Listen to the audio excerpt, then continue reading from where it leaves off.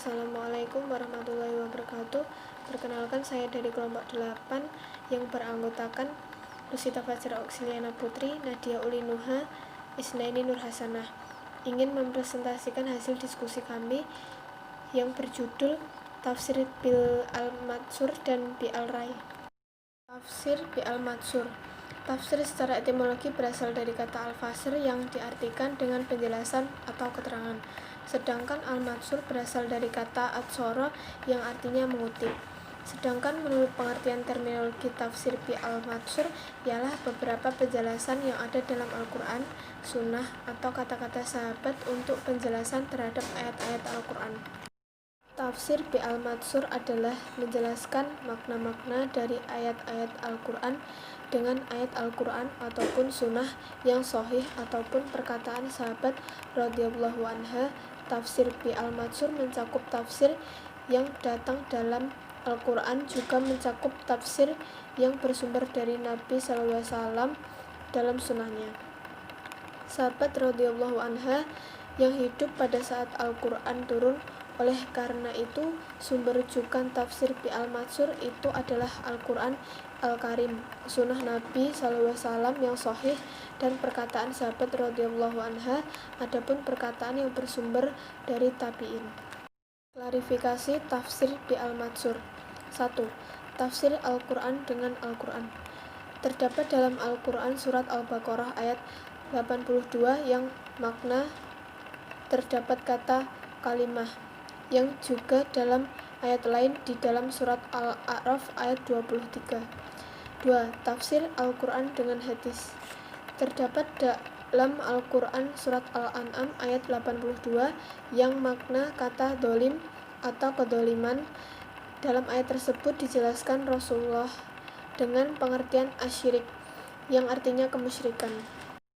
Macam-macam tafsir bil maksur yang ketiga yaitu tafsir Al-Quran dengan pendapat para sahabat.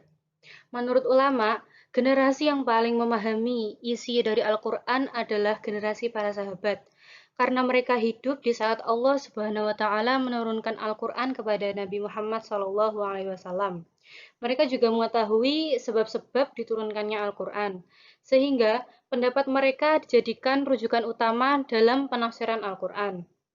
Kemudian untuk kedudukan tafsir sahabat, yaitu yang pertama, tafsir yang diangkat langsung kepada Nabi Muhammad SAW. Yang kedua, tafsir berdasarkan bahasa. Yang ketiga, tafsir berdasarkan ahli kitab. Dan yang keempat adalah tafsir berdasarkan ijtihad.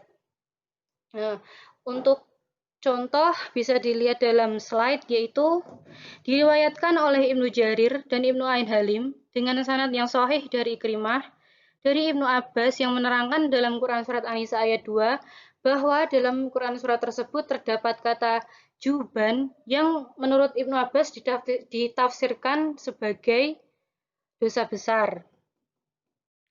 Macam-macam tafsir Al-Quran yang tafsir Bil Maksur yang keempat yaitu tafsir Al-Quran dengan pendapat para tabi'in. Tabi'in adalah generasi selanjutnya setelah generasi para sahabat wafat. Mereka dianggap paling paham tentang isi Al-Quran pada masanya. Pendapat mereka dipandang mampu untuk mengajari generasi-generasi selanjutnya untuk memahami isi Al-Quran. Dan para tabi'in memakai sumber-sumber rujukan berikut untuk penafsiran mereka. Yang pertama Al-Quran, yang kedua Sunnah, yang ketiga pendapat para sahabat, yang keempat adalah tafsir dari tabi'in lainnya. Untuk contoh bisa dilihat dalam slide, yaitu penafsiran yang dilakukan tabi'in terhadap surat At-Tolak ayat 10. Allah menyediakan bagi mereka azab yang keras. Maka bertakwalah kepada Allah, hai orang-orang yang mempunyai akal, yaitu orang-orang yang beriman. Sesungguhnya Allah menurunkan peringatan kepadamu. Quran surat At-Tolak ayat 10. Pendapat ini didasarkan pada Quran surat Asy-Syura ayat 52. Dan demikianlah kami wahyukan kepadamu wahyu Al-Quran dengan perintah kami. Quran surat Asy-Syura 52. Berikut ini adalah Pengertian tafsir bil ra'yi. Tafsir bil ra'yi berasal dari kata tafsir, bi, dan al-ra'yi. Secara tematik, ar-ra'yi berarti keyakinan, pengaturan, dan akal. Ar-ra'yi juga identik dengan istihad. Berdasarkan pengertian tematik tersebut, para pakar ilmu tafsir menyatakan bahwa yang dimaksud dengan tafsir bil ra'yi adalah menyingkap isi kandungan Al-Quran dengan istihad yang dilakukan oleh akal. Dengan kata lain, kita menafsirkan Al-Quran dengan akal pikiran kita. Kemudian, menurut istilah, tafsir bil ra'yi adalah penafsiran yang dilakukan untuk menetapkan rasio sebagai titik tolak. Cara ini dinamakan juga dengan tafsir bil istihad, yaitu tafsir dengan menggunakan istihad. Nah, macam-macam tafsir bil ra'yi ada dua, yaitu penafsiran bil ra'yi mahmud dan penafsiran bil ra'yi mazmum.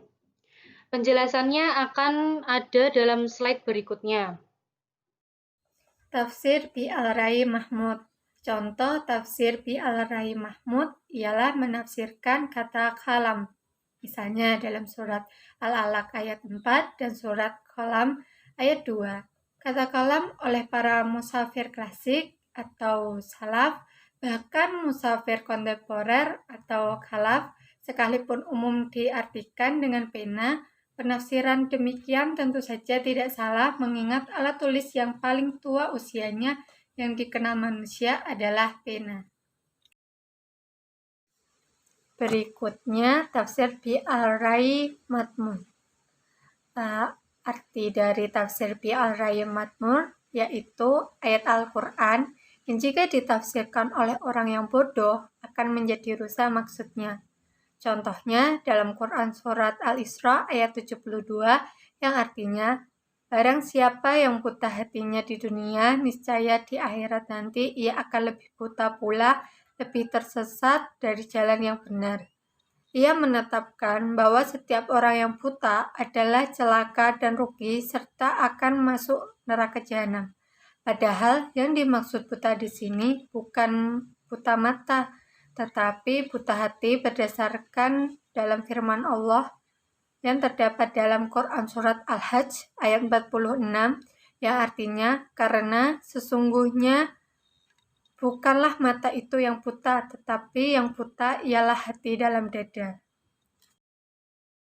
Jadi kesimpulan dari materi kelompok kami yaitu tafsir bin Mansur menjelaskan makna-makna dari ayat-ayat Al-Quran dengan ayat Al-Quran ataupun sunnah yang sahih ataupun perkataan para sahabat.